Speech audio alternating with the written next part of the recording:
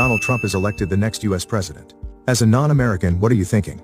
Similar to 2016 to 2020, as a Canadian, it'll be a lot like living in an apartment above a meth lab. Hate one again. Well, last time was a mixture of disbelief and humor, so probably something like that. The media loved him because they could show him doing random nonsense and get ratings. Doubt this term would be different.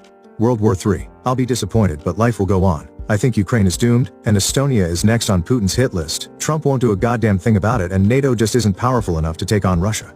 I'm getting the flip out of here. Guy's an ass, nothing new. I've never seen a US president that I went, damn, I wish that guy was up here. Except Obama, simply because he was a great speaker.